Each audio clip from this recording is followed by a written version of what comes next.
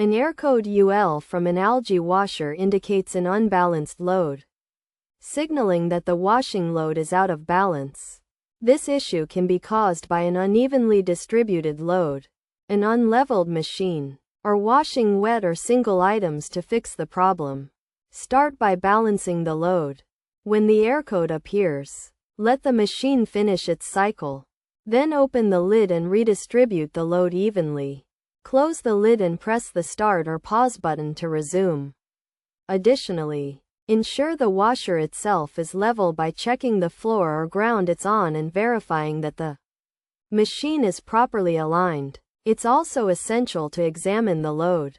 Avoid washing single items, like a lone pair of jeans, and refrain from washing loads that are wet from the start, as excess water can disrupt the balance. If the washer is mid-cycle, allow it to stop. Then check the bottom of the machine for any obstructions and adjust the load as needed to achieve balance.